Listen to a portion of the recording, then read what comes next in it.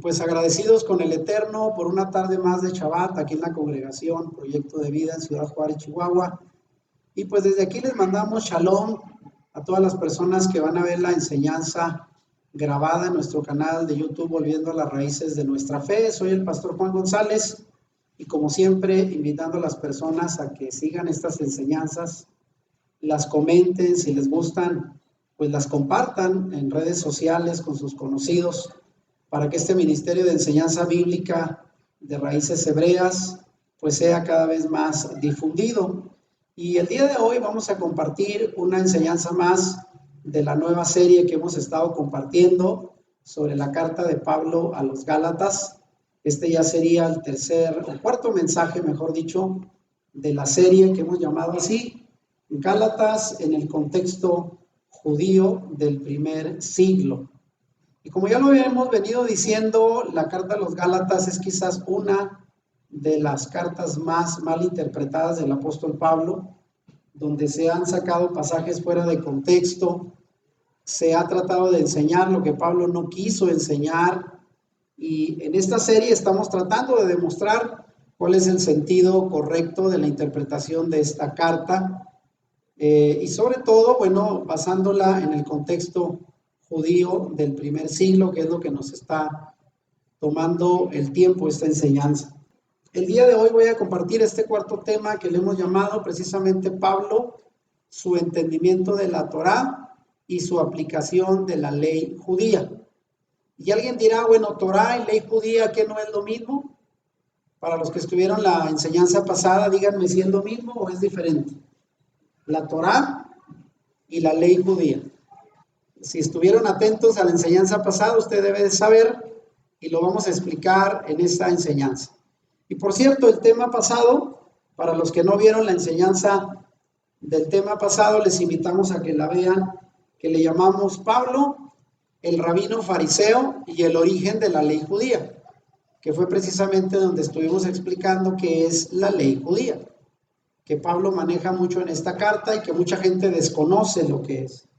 Para empezar, dijimos pues que Pablo era un rabino fariseo, cosa que a muchos les va a sorprender, porque tenemos el concepto de que los fariseos eran los enemigos de Yeshua, de Jesús, la gente religiosa, tradicional, del tiempo del Mesías, que fueron incluso antagónicos, casi enemigos, y fueron parte de los que levantaron la revuelta para entregarlo a los romanos. Pero bueno, Pablo también pertenecía al grupo de los fariseos. Eso ya lo explicamos en otra enseñanza. Y quiero empezar este tema compartiendo, como a veces lo hago, algunos anuncios de redes sociales, del Facebook, donde las malas interpretaciones del apóstol Pablo y sus ideas pues circulan por creyentes que entienden mal sus escritos. Yo no sé cuántos de ustedes han visto, pero ya hemos explicado que el tema de la ley es uno de los temas de más debate en los círculos cristianos, en redes sociales, y por ahí bajé estas láminas como por ejemplo esta que dice, no estamos ya bajo la ley. Esto es lo que dice el cristianismo, haciendo eco en algunas palabras de Pablo a los romanos, pero con una mala interpretación, como para decir ya no hay ley para los cristianos. Y algunos se atreven a decir que ni siquiera los 10 mandamientos, oiga bien, que ya no están vigentes, que ya fueron abolidos, que ya el Mesías vino a cumplirlos, y que usted y yo ya estamos exentos de cumplir mandamientos. Cosa que hemos explicado a través de varios temas que no es así.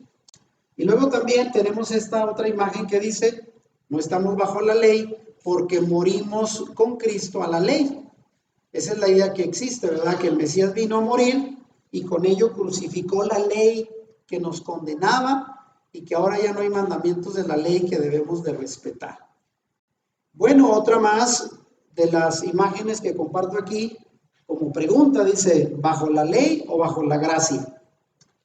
Y es que también se ha vuelto un tema antagónico, para algunos no pueden convivir la ley y la gracia, que son opuestas, pero ya lo hemos explicado en otros temas, que bueno, la gracia viene a complementar el tema de la ley, y obviamente la ley se tiene que entender posteriormente bajo la gracia, o sea, las dos cosas van de la mano, pero pareciera que tenemos que elegir alguna, y pues obviamente el creyente, ¿cuál elige? Pues la gracia, porque la gracia significa el favor, la misericordia, pero malentendida, pareciera que con la gracia ya usted no tiene que guardar la ley. Y ese es el punto que estamos tratando de demostrar. Bueno, y una presentación más, que es esta. En mano izquierda dice como pregunta, ¿sabías que estar bajo la ley significa estar bajo la condenación de la ley? Y bueno, en parte se confunden algunos términos, ahí se cita Romanos capítulo 6, y también dice, Cristo nos redimió de la maldición de la ley, es cierto, pero hay que ver de cuál ley. Somos salvos por gracia por medio de la fe no invalida la ley, antes la confirma. Este es el pensamiento correcto. Y vean, de mano derecha, citando 1 Corintios 9, dice, los cristianos no estamos bajo la ley del Sinaí, que incluye los 10 mandamientos. Eso se predica, ¿eh? ¿Qué significa? Matar, robar, adulterar, ¿está permitido entonces? Si dicen que los 10 mandamientos ya están fuera de nuestra responsabilidad cumplirlos, porque dice, pero estamos ahora bajo la ley de Cristo. También se ignora lo que es la ley de Cristo. Entonces, todo esto como preámbulo para demostrar cómo la gente sigue ignorando el pensamiento bíblico y sobre todo el apóstol Pablo respecto al tema de la ley. Y entrando ya en el tema, vean, para aquellos que no estuvieron o no recuerdan, la enseñanza pasada expliqué que una cosa es la Torá escrita, que serían los primeros 5 libros de la Biblia, de Génesis a Deuteronomio, están en todas nuestras Biblias, pero en sí la Torá escrita comprende no solo esos primeros 5 libros, sino también los profetas y los demás escritos que componen todo lo que se le llama el Tanaj, o lo que para nosotros sería el Antiguo Testamento. Eso es la Torá escrita, lo que usted y yo tenemos en la Biblia.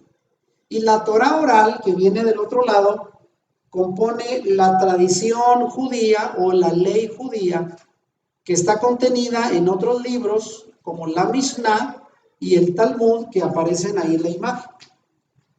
Ya lo habíamos explicado que la Torá en la mayoría de nuestras Biblias, los primeros 5 libros de la Biblia, son como 200, 300 páginas en la mayoría de las Biblias en español. Pero solamente la tradición judía en la Mishnah son casi 800 páginas, que es el libro negro que aparece ahí. O sea, al final la tradición que surge de la Torá escrita se fue ampliando de tal manera que llegó a ser tan abundante, tantos agregados que los rabinos fariseos le agregaron a la Torá escrita, que prácticamente fue imposible cumplirla. Y si lo tomamos también en el Talmud, que se fue recopilando después del primer siglo hasta nuestro tiempo, hasta la Edad Media, es una colección de 19 libros. Fíjense, todo eso es la vasta contenido de la tradición oral judía, lo que se le llama la ley judía o tradición rabínica, que no es lo mismo que la Torá escrita. Espero que con esta ilustración quede muy claro. Una cosa es la Torá escrita y otra es la Torá oral o ley judía. Y bueno, partiendo de esto, vean, voy a entrar en el tema de hoy. ¿Qué relación hay entre Pablo y la ley judía? Que ya entendemos que es la tradición que los rabinos le fueron agregando a la Torá escrita, a la Biblia escrita. Y como buen judío fariseo que fue Pablo, él se formó tanto en la Torá escrita como en la ley judía. Ya habíamos dicho que para él haber sido aceptado en la escuela de Gamaliel, tenía que saber de memoria, oiga bien, lo que en nuestras Biblias son los primeros 5 libros, desde Génesis hasta Deuteronomio, de memoria. Entonces era un conocedor, un experto de la Torá escrita, pero también él recibió enseñanzas de la ley judía, de la tradición judía. En ambas leyes Pablo fue instruido.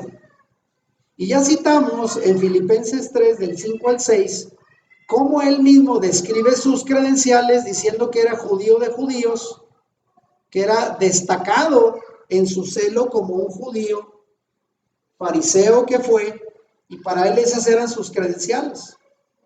El hecho de que Pablo tuviera todas esas credenciales que lo hacían un judío respetable como fariseo, conocedor de la Torá, él en Filipenses dice que todo eso lo tenía como basura para llegar a entender al Mesías.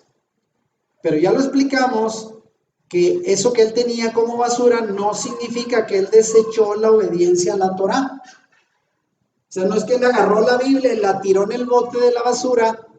No, no se refería a eso. Hay que aclararlo.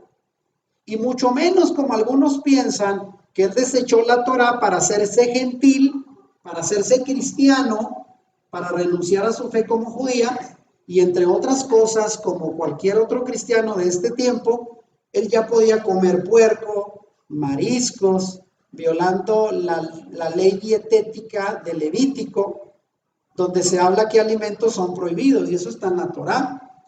Entonces algunos imaginan, como ya lo expliqué, que Shaul dejó de ser judío y se hizo cristiano y por lo tanto hacía las cosas de un cristiano o de un gentil, quebrantando los mandamientos de la Torá bajo la excusa que hoy tienen muchos creyentes de que estamos bajo la gracia.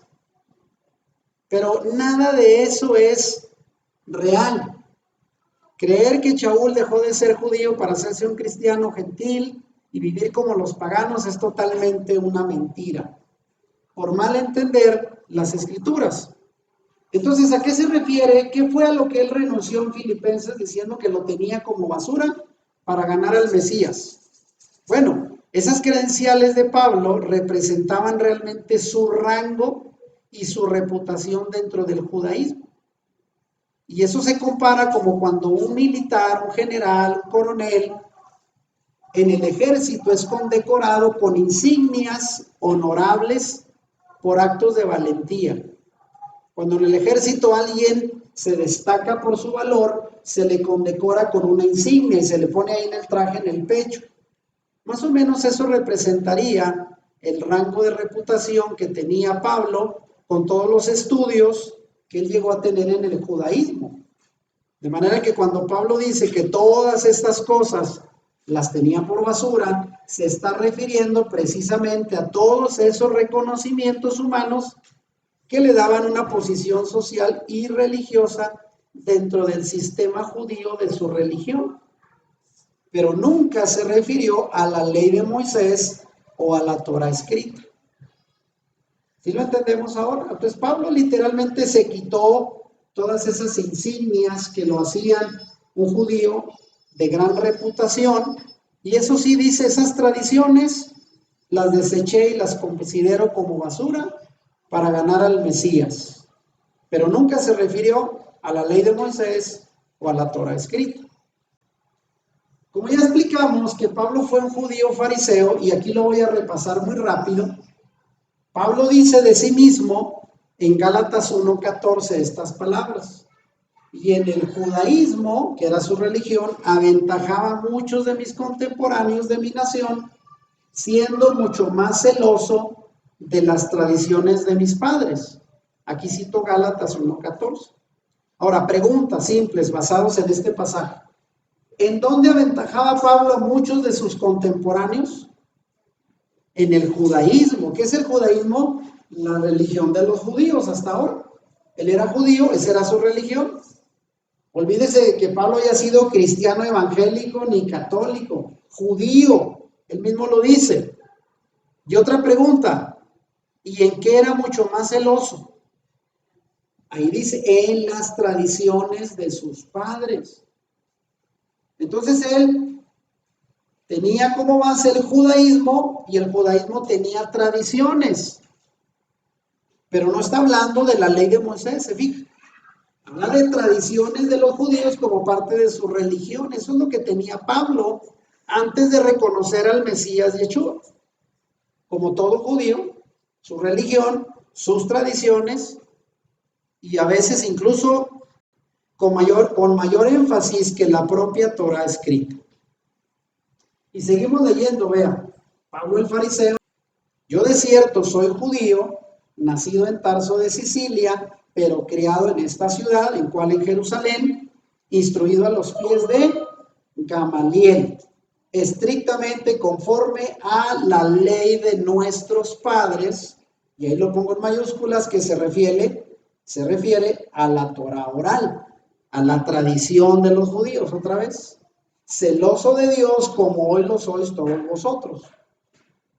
Entonces, él habla de su vida pasada, siendo judío, un hombre respetado, pero sobre todo guardaba y era celoso de la ley oral, la tradición judía.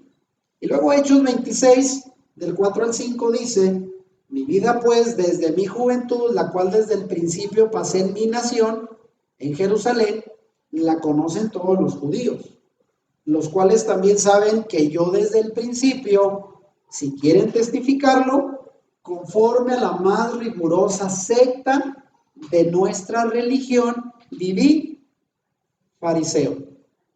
Ahí está. El fariseo era un grupo dentro de la religión judía, de los más estrictos, celosos, religiosos, y ya los conocimos en los debates que tenían con Yeshua, que le agregaban un montón de mandamientos que tenían que guardarse según su tradición en el Shabbat, con los cuales Yeshua no estuvo de acuerdo porque no se apegaban a la ley escrita, sino a sus tradiciones de hombres. Entonces, eso era Pablo, un fariseo que guardaba tradiciones, la Torah oral, que se les enseñaban desde niños. Pero mire, vamos a ver la diferencia. ¿Qué fue lo que cambió en Shaul cuando él reconoce a Yeshua como el Mesías? En ese viaje que hizo a Damasco, con el intento de perseguir a los cristianos que consideraba eran herejes, apóstatas del judaísmo que él guardaba, y que ahí se encontró con Yeshua, que fue el que lo convenció, ¿se acuerdan? ¿Qué cambio hubo en él? Bueno, primera pregunta, ¿cómo vivió Pablo según los pasajes que acabamos de leer de Hechos desde su juventud? Dice: yo viví fariseo conforme a la tradición o la ley de mis padres, la ley judía. ¿Y quiénes eran los portadores y transmisores de la ley oral en aquel tiempo? Los fariseos eran los encargados de transmitir la tradición, la ley oral, la ley rabínica. Y él también fue fariseo. Entonces, él fue enseñado en las tradiciones orales de los fariseos en la escuela de Gamaliel desde su juventud. Pero ya como creyente en Yeshua, ahora vean cómo habla. Y él dice: pero esto te confieso, que según el camino que ellos llaman herejía, ahora ya como creyente en Yeshua dice: así sirvo al Dios de mis padres, creyendo todas las cosas que en la ley y en los profetas están escritas. ¿Qué diferencia ve usted ahí a lo que decía antes, que él era celoso de la tradición de sus padres? Dice: ahora creo todo lo que está en la ley y en los profetas. Y eso se refiere a la Torah escrita. Eso es a lo que ahora Pablo le estaba concediendo autoridad. Él dijo: ya la tradición de los ancianos que aprendí pasa a un segundo término. Ahora yo me finco en creer mayormente en la autoridad de lo que está escrito en la ley de Moisés y en los profetas. ¿Se fija la diferencia? Ahora ya no le da tanta importancia a la tradición oral, aunque eso había recibido desde niño, pero ahora dice: para mí la autoridad está primero en la Torah y los profetas. ¿Qué significa creer en la Torah y los profetas? Porque él lo acaba de decir: así sirvo al Dios de mis padres, creyendo todas las cosas que están en la ley y en los profetas. Pero ¿qué era para un judío creer? Porque hay diferencia para lo que significa el día de hoy. Creer es una palabra que se entendía muy diferente en el contexto judío del primer siglo en que vivió Pablo, en comparación y contraste con el entendimiento que hoy se le da en nuestra cultura a la palabra creer.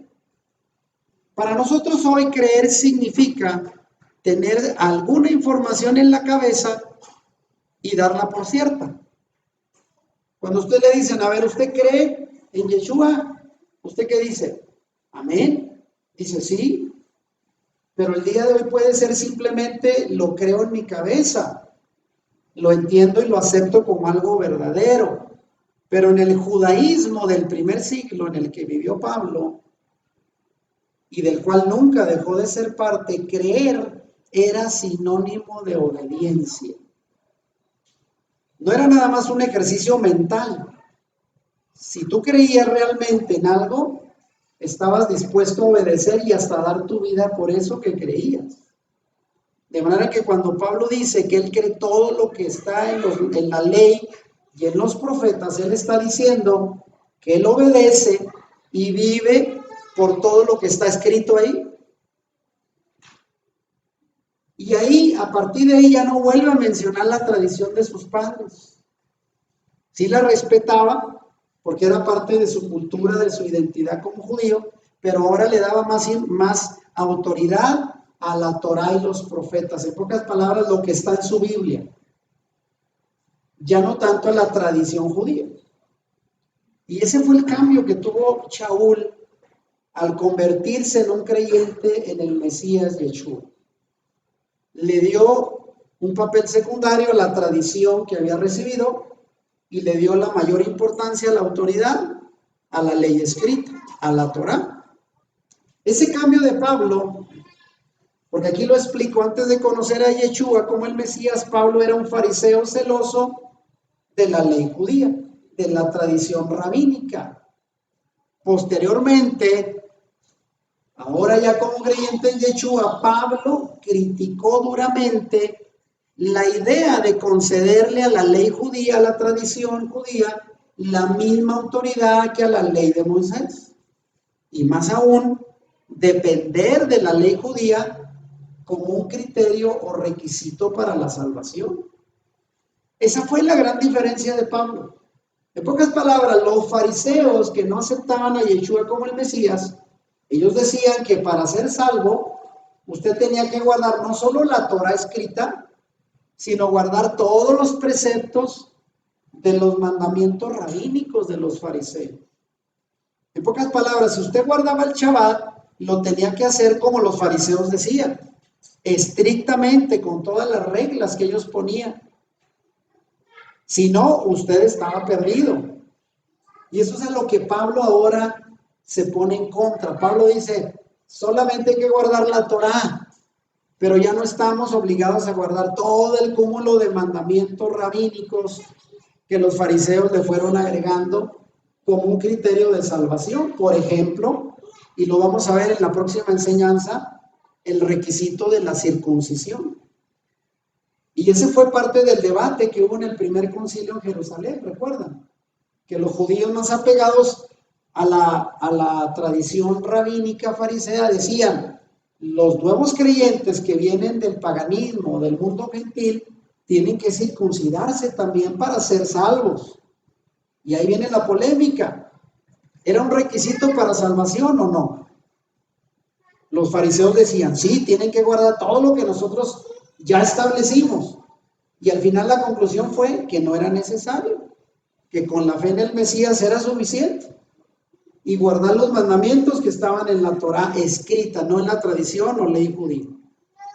Pero vean, aquí voy a llegar a un punto que quiero remarcar porque no quiero dejar la idea de que Shaul desechó totalmente toda la tradición judía que había recibido. Porque aunque a muchos nos puede sorprender saber que Pablo no desechó por completo la ley judía, sino que incluso se sirvió de ella para dar algunas instrucciones de carácter práctico y ético en las congregaciones que él fundó. Porque no toda la tradición judía la podemos desechar como negativa. Yo estoy hablando mucho de la distinción para hacer una separación entre lo que es la ley escrita, lo que está en su Biblia, y lo que es la ley oral, compuesta de un montón de tradiciones. No todas son malas, no todo lo vamos a desechar. Y lo voy a explicar aquí, qué aplicación le dio Pablo a esa ley judía en instrucciones de carácter práctico y ético en las congregaciones que él fundó. Y vamos a entrar en el tema, vean. La pregunta aquí es, ¿cuál fue el uso que Pablo le dio a la ley judía? Que fue parte de lo que recibió. La tradición de los ancianos, de los fariseos, no todo lo desechó Pablo, algunas cosas él las conservó. Pero ¿qué uso le dio Pablo a esa ley judía? Y lo vamos a explicar en este momento. Y voy a entrar en un tema que es un tema polémico, por cierto, para entender qué fue el concepto que tuvo Pablo. Y voy a hablar aquí acerca de instrucciones que Pablo dio sobre la participación de las mujeres en la comunidad de creyentes en Corinto.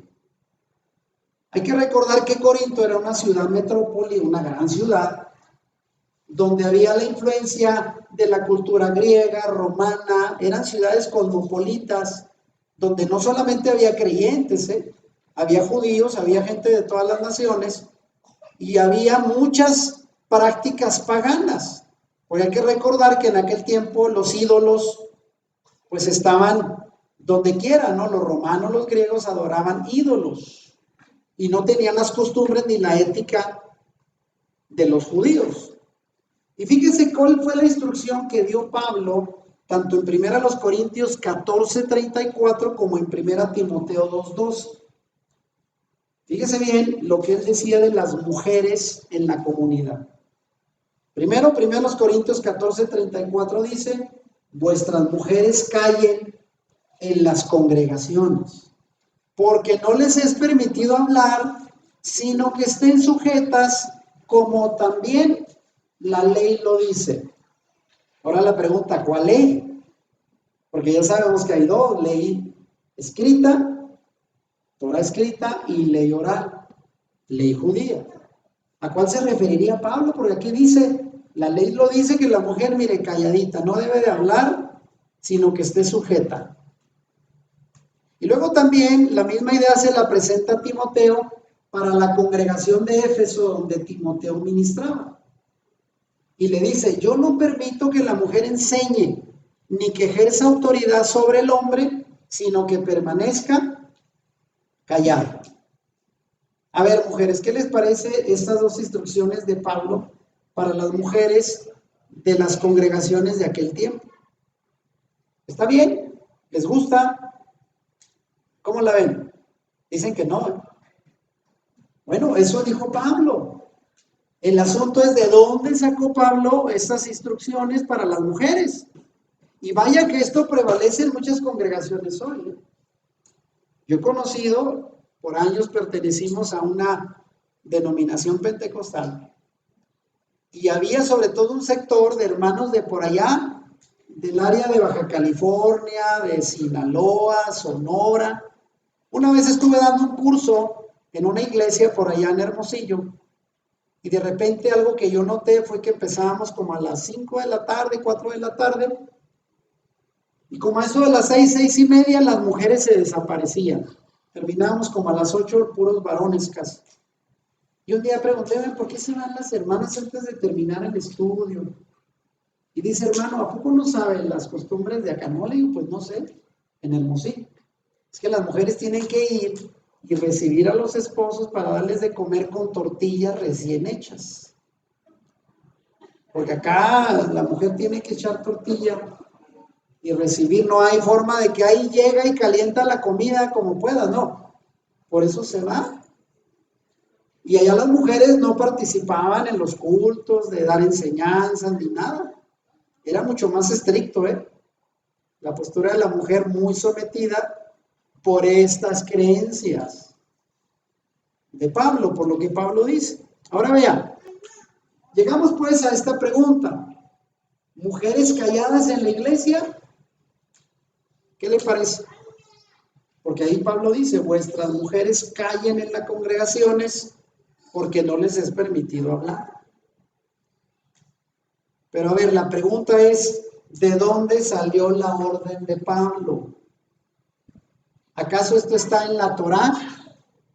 ¿Hay alguna parte del Antiguo Testamento que respalde lo que Pablo decía, que la mujer calladita se ve más bonita? ¿De dónde salió la idea de Pablo? Porque él la instituyó como parte del orden en las comunidades. Pero a ver, ¿de dónde viene esa idea? Es importante preguntarnos. Y aquí lo voy a responder, vean. Aclaración.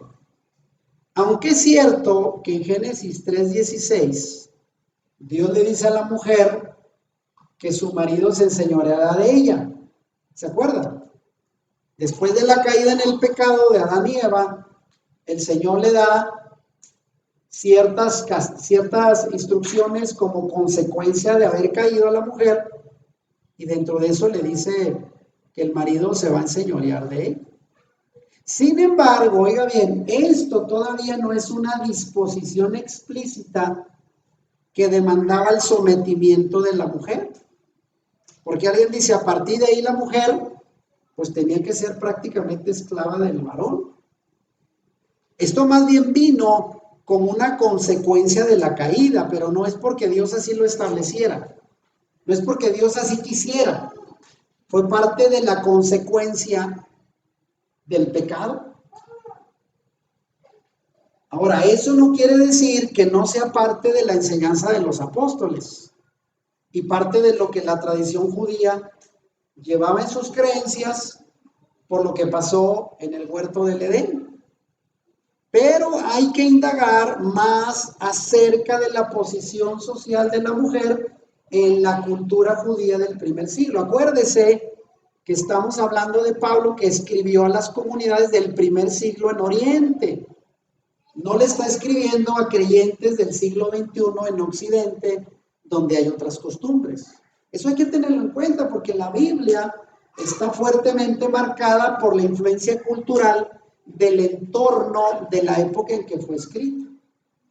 No podemos sacar una costumbre cultural del primer siglo y aplicarla en nuestro tiempo, porque estamos en otras condiciones. Solamente hay que ver qué preceptos siguen vigentes, que sí trascienden el tiempo y la cultura, y qué otros son más de carácter cultural. Eso es muy importante analizarlo.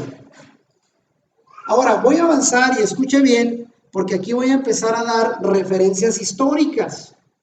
Si usted se pregunta, oiga, ¿y las mujeres en el siglo primero allá en las comunidades de Pablo, cómo eran las mujeres? ¿Liberales? ¿Eran feministas?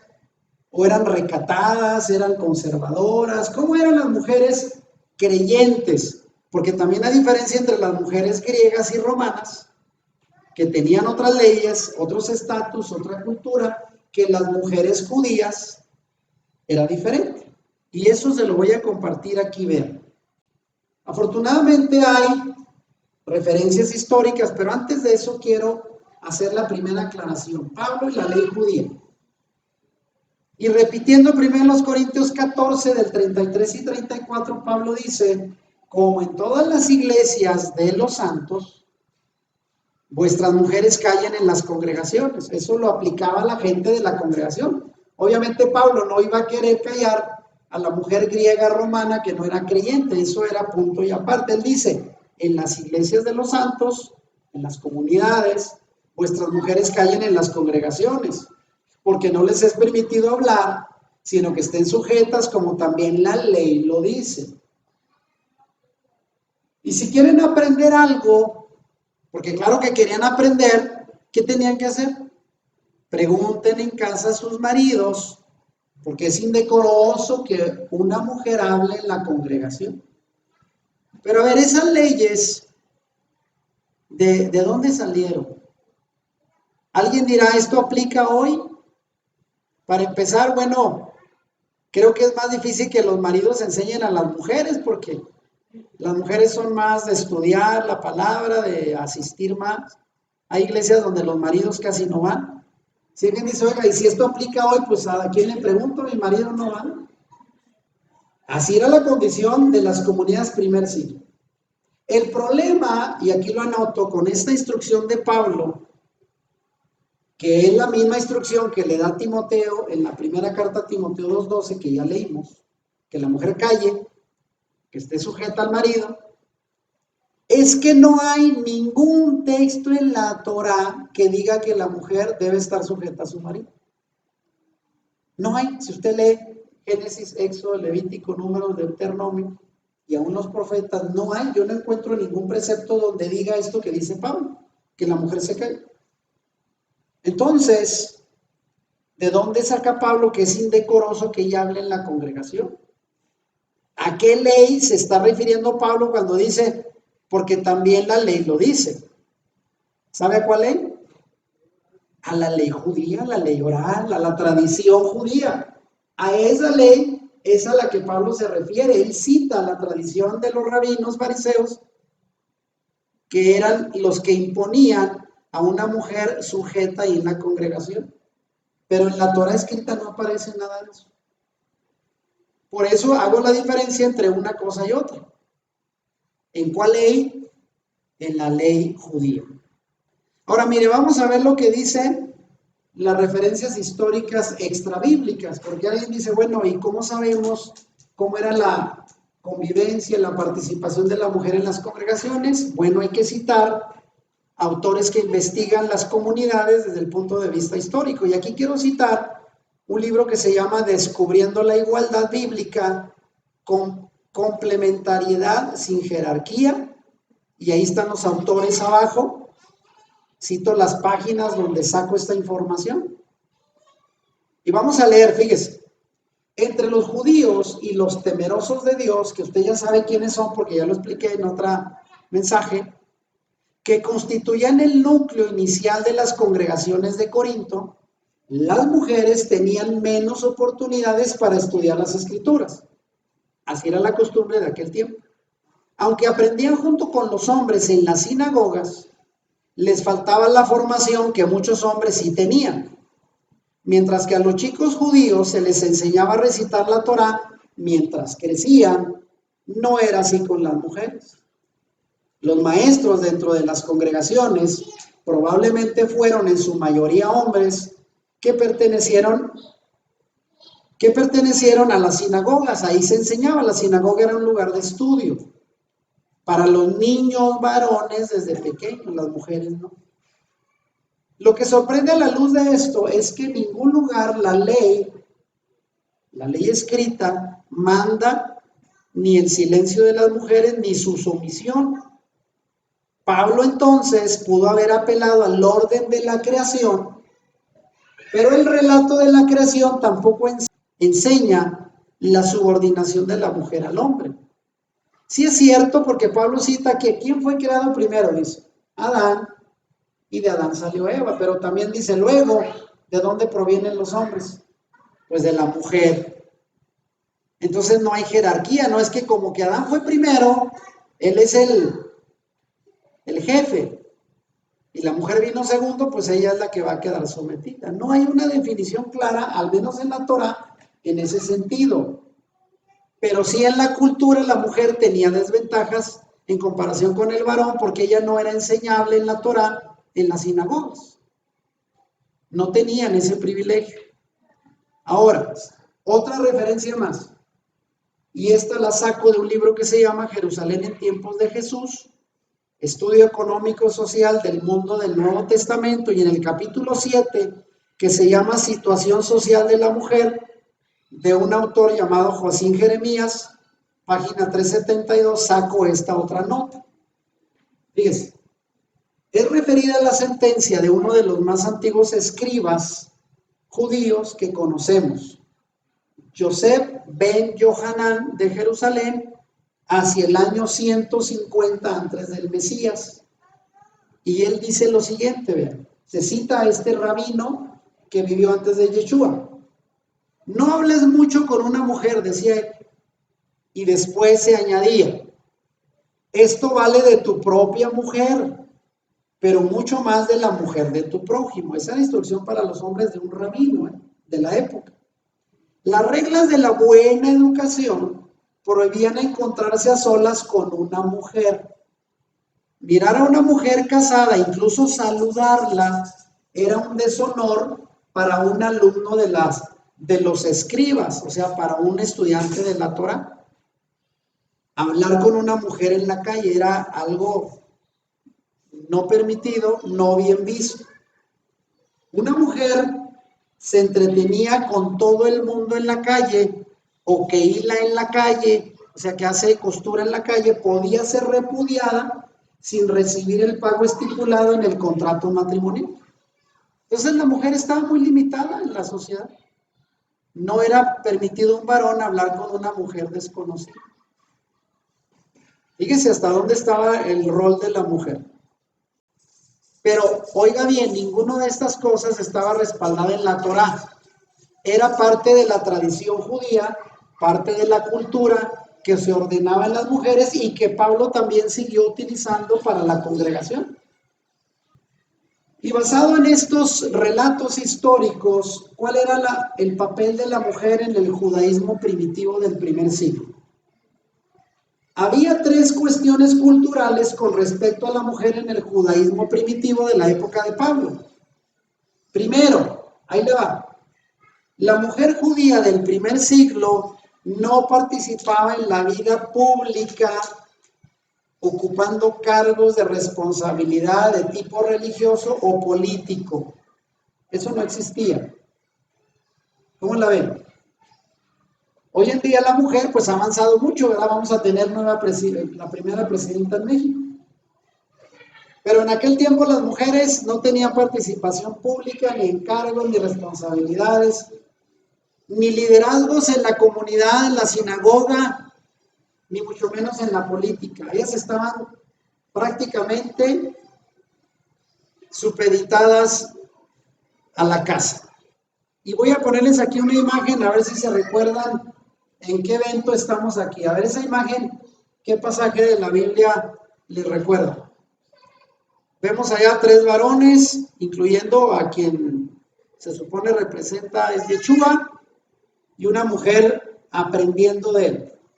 Y la otra acá en la cocina con cara así como de que, ¿por qué yo, verdad, haciendo acá la comida? ¿Quiénes son esos personajes, se acuerdan? ¿Dónde estaba Yeshua ahí? En casa de Lázaro y sus hermanas Marta y María. Cuando el Señor le dice a la mujer, Marta, ¿no? ¿Por qué estás tan afanada en tantos quehaceres? Es que le dijo el Señor, dile a mi hermana que venga y me ayude. Tengo que hacer comida para Yeshua y los 12 discípulos y su hermano Lázaro. Tenía que hacer la cena y ella sola estaba y la otra hermana ya escuchando las enseñanzas del maestro. ¿Y qué le dijo el Señor? A María, ve, ayúdale a tu hermana.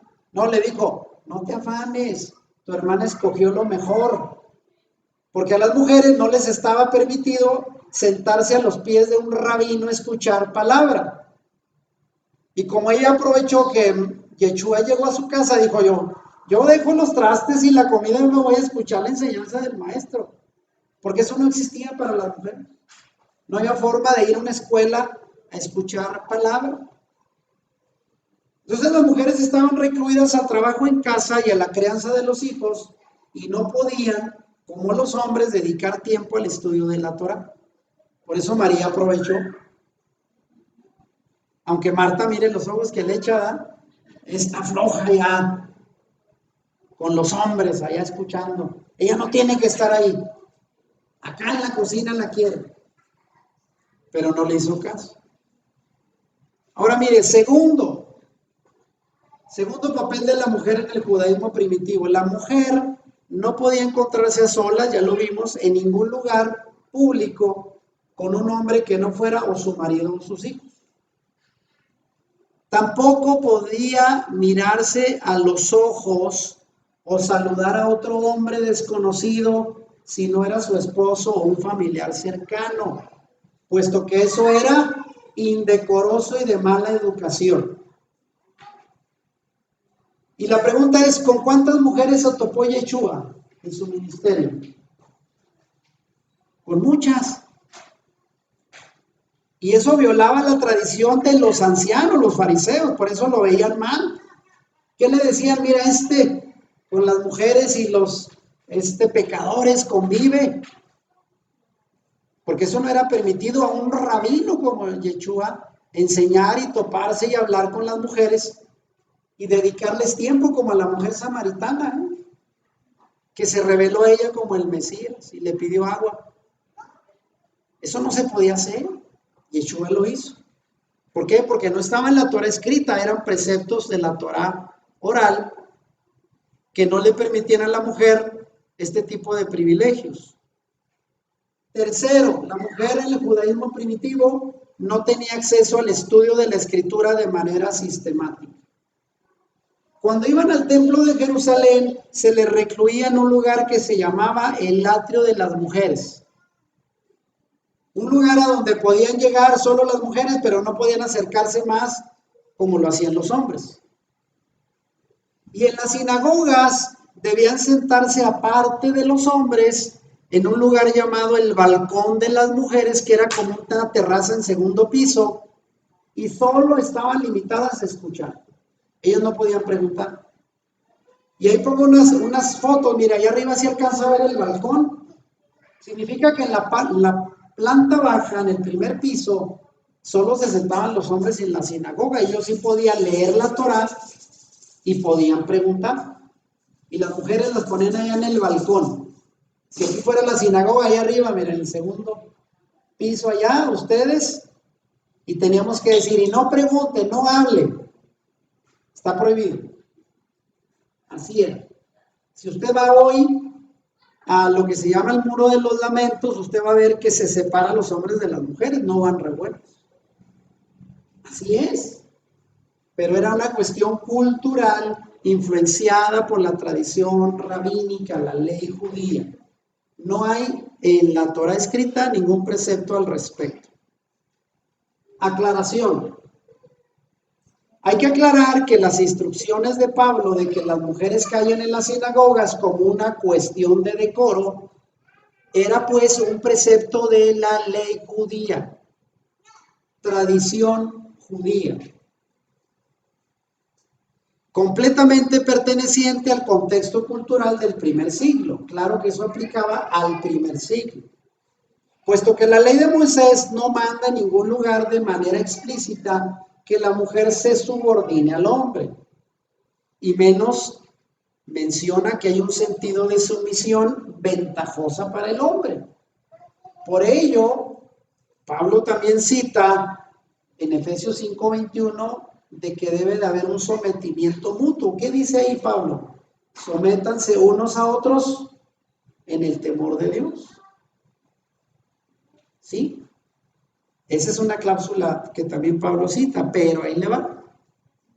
Sin embargo, sí hay enseñanzas de Pablo para las comunidades de creyentes donde él pide la sujeción de la mujer al hombre. Porque de esta misma ley judía, que era parte de la cultura judía, de la tradición judía, viene la instrucción de Pablo sobre la sujeción de la mujer. ¿Y dónde dice? Efesios 5:22, donde dice que hay un sometimiento mutuo, enseguida dice esto: las casadas estén sujetas a sus propios maridos como al Señor, porque el marido es cabeza de la mujer, así como el Mesías es cabeza de la iglesia, la cual es su cuerpo y él es su salvador. Pero también más adelante sabemos que dice al marido, y tú debes de amar a la mujer como el Señor amó a la iglesia. O sea, no era nada más como que sométete al hombre aunque te maltrate, aunque te grite, aunque te maltrate. No, no, dice, tú te sujetas, pero en la medida que el hombre te ame y se entregue por ti. Y siempre se le ha preguntado a las mujeres, ¿habría un problema en respetar y someterse a un hombre que las ame, las cuide, las trate bien? Pues no. Pero eso era una instrucción para el ambiente de la familia, producto de una tradición judía. Ahora, además de la instrucción sobre el uso del velo, porque ese es otro precepto que hay, durante el culto como una señal de sujeción. ¿Y dónde dice eso? 1 Corintios 11:13. Pregunta Pablo, ¿es propio que la mujer ore a Dios sin cubrirse la cabeza?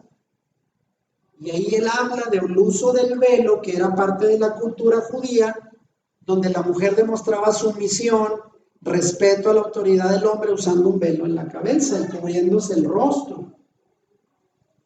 Y eso era en parte al uso público que se le daba en la cultura judía del recato de la mujer, que cuando salía en lo público tenía que cubrirse la cara.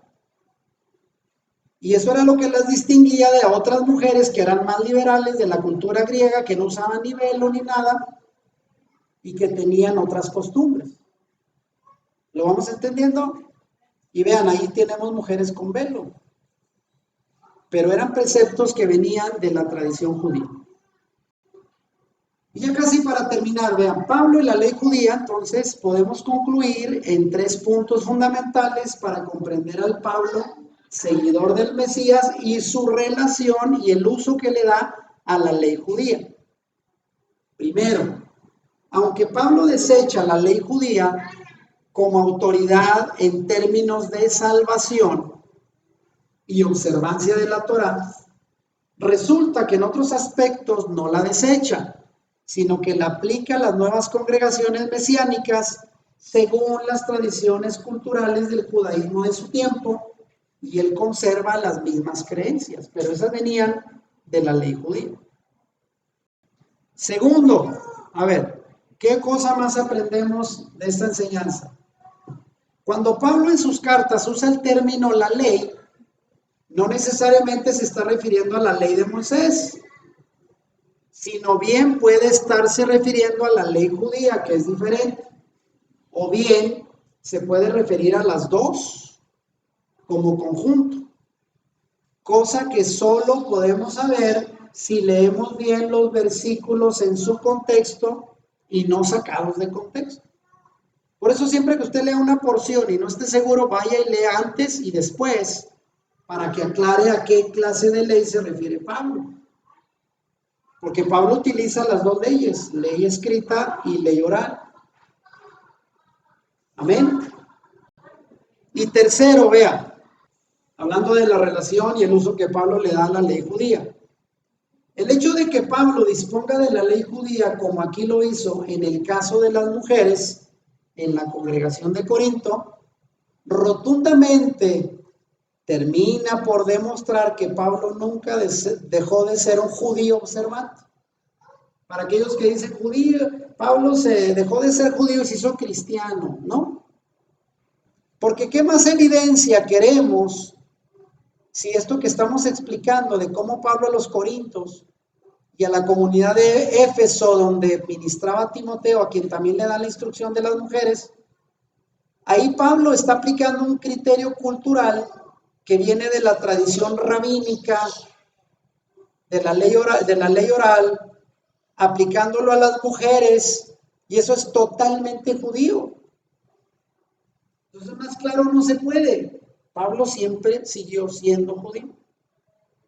Y aquí aplicó tradición oral judía para el caso del orden de las mujeres en la comunidad. ¿Qué más prueba queremos para demostrar que Pablo nunca dejó su religión? Solamente reconoció a Yeshua como Mesías. Pero fuera de eso no abandonó ni sus creencias ni sus tradiciones. Y miren, en resumen, la regla de Pablo en la congregación, la pregunta es, ¿sigue aplicando esas reglas respecto a las mujeres? A ver, ¿usted qué cree? Porque ahí está el asunto, ¿eh? Debemos de seguir predicando que la mujer use un velo, que la mujer siga callada en la congregación, que no pueda estudiar Torá, que si tiene una duda le pregunte al marido, poner a las mujeres allá en el rincón y a los hombres al frente, porque eso dijo Pablo. Y aquí le pongo, sé que hay denominaciones cristianas que no permiten que las mujeres prediquen, ocupen cargos de responsabilidad en la iglesia, basado en lo que Pablo enseñó, y requieren el uso de un velo durante el culto y otras cosas parecidas. Ahí lo pongo, vean. Algunos de ustedes han visto, ¿no? En los cultos la mujer con un velo y es cubierta su cabeza, porque así dice Pablo en 1 Corintios 11. Pero es bueno saber, escuche bien, que al aplicar esos criterios basados en las palabras de Pablo, en realidad están aplicando no la Torah escrita, sino una ley del judaísmo que hoy ya ni siquiera se aplica en muchos sectores judíos. Si usted dice hay que aplicar eso porque Pablo lo enseñó, bueno, aplíquelo si usted quiere, pero no proviene de la Torah escrita, proviene de tradición judía. Y eso era para el tiempo del primer siglo. ¿Sí lo entendemos? Ahora, le voy aquí finalmente a preguntar, a ver, ¿a qué usted se quiere apegar? ¿Torah escrita Sí habla de preceptos de modestia, de respeto, no significa que la mujer va a ser liberal y va a hacer lo que quiera, no. Hay un orden, en la Torah establece la función de las mujeres. Pero en la Torah oral o tradición o ley judía, los conceptos cambian y son mucho más radicales. Todavía en el judaísmo ortodoxo, ahí pongo una imagen de cómo las mujeres deben de ataviarse cuidadosamente la cabeza, ¿eh? Usan un velo especial, algunas se rapan para poder cumplir con los preceptos de la tradición oral. Pero eso es tradición oral, no es Torah escrita. Para que no nos vengan con que, oiga, usted ya es de raíces hebreas, tiene que andar como anda una judía ortodoxa, porque eso es bíblico. No, eso es tradición oral, no Torah escrita. ¿Lo entendemos? Y en esto vamos a terminar. Para la siguiente enseñanza vamos a abordar un tema polémico de la carta a los Gálatas, que es el tema de la circuncisión. ¿Será la circuncisión un requisito necesario para ser salvo? ¿O no se necesita? ¿Qué dice Pablo acerca del tema de la circuncisión? Lo vamos a ver en la próxima enseñanza, esperando como siempre, pues que la gente se interese en aprender. Así es de que, ¿a cuánto les sirvió esta enseñanza de las mujeres? ¿Lo había entendido así o no lo había entendido? Porque sí, seguramente se va a encontrar con alguien de una denominación que le diga, ¿dónde va, hermana? Al servicio. Para empezar le van a decir, ¿y el sábado? Sí, en mi congregación guardamos Shabbat. ¿Y su velo? Oiga, ¿y por qué en pantalón? O sea, la Biblia dice que tiene que ser el vestido y esas cosas que son parte de tradiciones religiosas que vienen del judaísmo, pero no están en la Torah. Así es de que hoy aprendimos la diferencia entre guardar Torah escrita, que respetaba Pablo, los discípulos de Yeshua, y Torah oral, que provenía de los fariseos, y aunque Pablo aplicó el criterio para las primeras comunidades, sobre todo por la conveniencia de la cultura, porque las mujeres eran mucho más liberales fuera de la fe, como hoy en día. Amén. Así es de que hoy hemos aprendido esto, esperamos sea de bendición, que la gente comente, nos dejen su opinión, compartan la enseñanza si les gustó, y nos vemos en la siguiente enseñanza. Un buen saludo, shalom, desde la Congregación Proyecto de Vida, quienes van a ver esta enseñanza. Si te gustó este video, dale like y compártelo con tus amigos. Suscríbete a nuestro canal si no lo has hecho y activa la campanita para que YouTube te avise cuando subamos nuevos videos. Bendiciones.